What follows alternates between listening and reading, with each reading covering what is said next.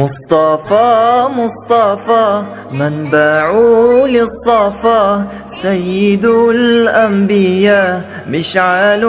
في الوفا كان في عطفه. maalintii Uxud waxaa dhacday qiso yaab leh dadkii saxaabadii la laayay ee shuhadada ahaa markii la baarayay oo la sagoontinayay oo inta dadkii la aruuriyay shuhadadii Madiina dadkii qaar soo aadeen yaa gabar ansaariyad abaatimid oo kacaysa nin baa ka hor yimid markaasuu wuxuu waxaan kaaga tacsiyeenayaa aabaha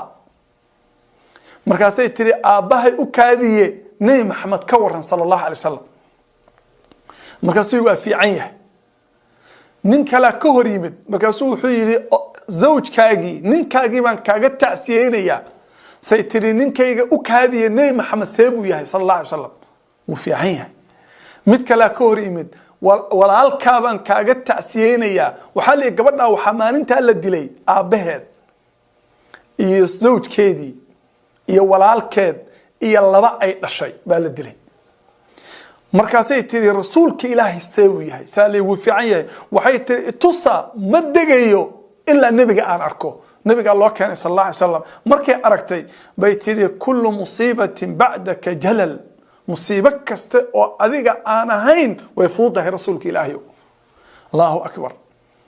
dadka musiibooyinku ku dhaceen oo dadkay jeclaayeen ay dhinteen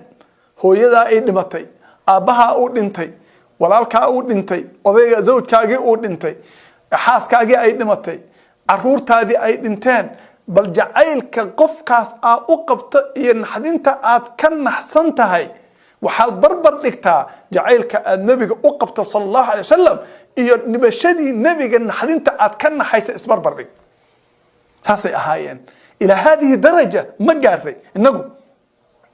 bal waxaa dhici jirtay nabarka nabiga lagu wada inuu ku dhaco inuu qof saxaabi isu dhigo Allahu akbar maanta nabiga waa la caaya waa la dacaayadeeyaa ma jira qof inaga naga mid ahoo jecel qalbigiisa oo dhahaya inta Nabi Maxamed la caayi lahaa aniga hal ay caayo inta Nabi Maxamed la dacaayadeyn lahaa aniga hal ay dacaayadeeyo inta diinta Nabi Maxamed la duri lahaa aniga hal ay duro dhahaya ma jira maalintii Uxud markay saxaabadii nabiga ka yaaceen oo ka faydmeen oo dagaalkii xumaaday oo nabiga ay ku soo hareen laba saxaabi kaliya Talha ibn Ubaydillah iyo Sa'd ibn Abi Waqqas ay ku soo hareen Talha wuxuu arkay nabigii oo dadkiina ka faydmeen Qurayshtiina intay ogaadeen nabigu meesha uu jooga ay isu habar wacdeen buu arkay Talha ibn Ubaydillah markaasuu wuxuu isiri sideed nabiga ku difaaci kartaa markaasuu asaga dhan buu nabigu ku hagoogtay dushu ka fuulay nabiga sallallahu alayhi wasallam asaga dhan nabigu dusha ka fuulay sallallahu alayhi wasallam markuu nabiga saas uu ugu hagoogtay leebkii ku socday nabiga asagu ku dhacaa warankii ku socday asagu ku dhacaa seeftii ku socotay asaga ku dhacdaa ilaa saxaabadii kale ay yimaadeen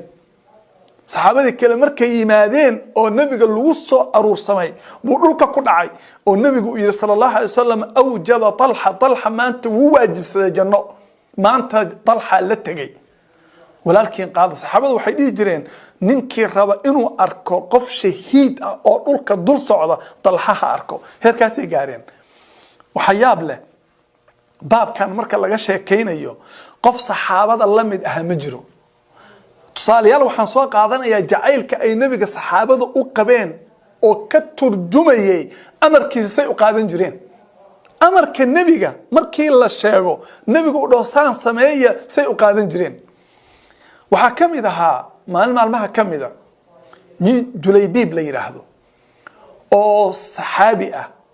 oo shaqadiisana la yaso oo shaqo aan fiicneen ka shaqeeya ان xogaana marka la fiiriyo fool xun oo la yiri qof dumar ma haweysato oo dumar kastow doona ay diideen baa nabiga u yimid sallallahu alayhi wasallam dumar kastow doona way diiday waa fool xun oo shaqo aan fiicnayn haysta shaqooyinka dadka lagu yaso haysta oo iska rafaadsan nabigu u yimid sallallahu alayhi wasallam wuxuu rasuulka ilaahay wuxuu nabiga ay ma guursiyaa ii guurinay rasuulka ilaahay gabdhii waa ay diideen nabigu wuxuu ana ku guurinaya orod intaad u tagtay reer ansaar guriga intaad tagtay oo gargaraacdid waxaad tiraahdaa nabiga soo diray ee gabadhiina ii guuriya waa gabadhii gabdhaha ugu qurxooneed oo ugu qiimaha badneed oo ugu wanaagsaneed oo nin walba u hunguriyeynayay markaasaa la yiri albaabka Julaybi baa taagan nin baa taagan waa la furay hooyadeed baa ka furtay markaasuu wuxuu yiri nabiga soo diray sallallahu alayhi wasallam wuxuuna ugu yiri orod reerka u tag oo gabadhooda ha ku guuriyeen bal amarka nabiga sallallahu alayhi wasallam maanta wuna dhex yaala ahadiistii nabiga amarkiisii diintiisii shariicadiisii waana dhex taale bal muqaarane oo barbar dhig markaasay waxay tiri maamadii intay naxday waxay tiri Allah haduu Abu Bakr soo diri lahaa ama Umar ama Uthman ama Ali uu soo diri lahaa maxay ga dhici lahaa man laakiin ninkan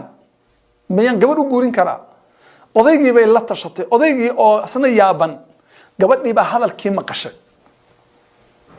waxay dhaheen balukaadi gabadha aan weydiinay oo dhahan seed u aragtaa xaaladan markaasay gabadhii aadeen markay gabadhii la hadli rabeen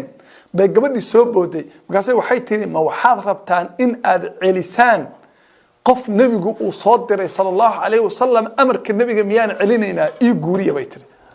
markaasaa loo guuriyay markaasay iyo ku barwaaqowday fiiri ilaahay baa u barakaynaya waa ninkii sallallahu alayhi wasallam shahiid ka noqday oo qisaysu ay dheerayd waxaad fiirisan marka amarka qofkaas inta uu la eg yahay amarka nabiga sallallahu alayhi wasallam inta uu la eka waxaan ku soo khatimayaa qisadan saxaabi la dhihi jiray Abdullah ibn Mas'ud oo aad wada taqaanaan yaa maalin wuxuu maqlay nabiga sallallahu alayhi wasallam oo khudbad jumca u taagan oo dhahaya dadow fariista ijlisu ayuha nas banaanku marayay albaabka masaajidka soo gaarin buu qoraxda fariista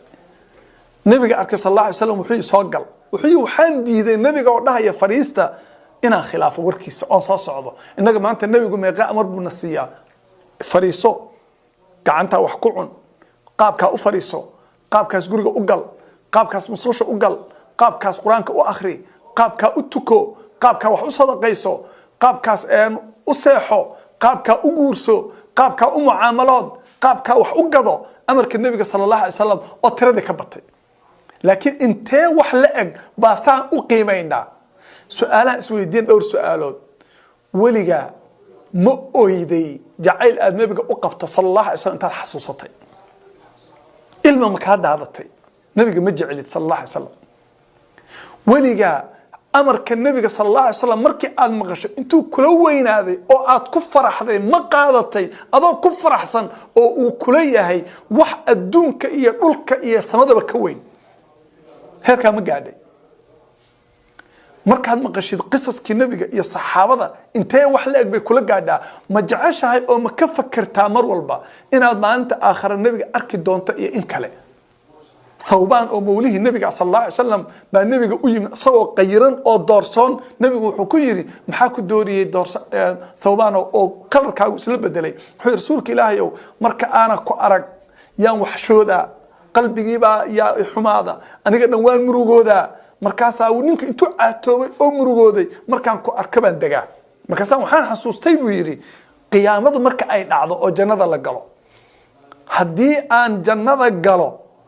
horta hadaan jannada gal inaan ku arkin maba ku arkay hadaan jannada gal tawaan ka baqay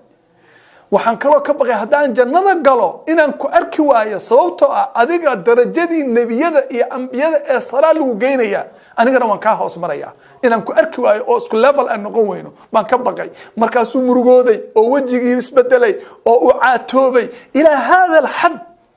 inagu arnay qof wiil gabar jecel oo leeyahay wuu caatoobay gabar ninkay jecel loo diiday oo leeyahay way caatowday way isbedeshay laakiin qof nabiga jacaylkiisa isla bedelay oo muruga ka muuqato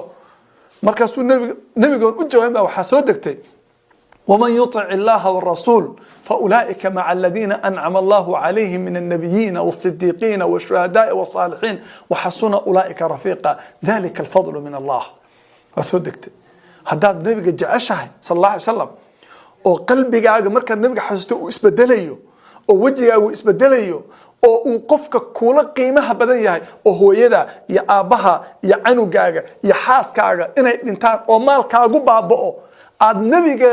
وكالوين يهي النبي صلى الله عليه وسلم وهل أمر أما حديث أو النبي بحيي وإنت كالوين يهي وحتى يقف مؤمنة لا تهي هذا النفط هذا يأهل كاغو يمال كاغو الله يسكدري هذا النبي محمد كجعلين إيمان كاغو وحبك كمجرو نبي عمر بكدي ذي هذه اللي قامي يليه جزاكم الله خيرا والسلام عليكم ورحمة الله وبركاته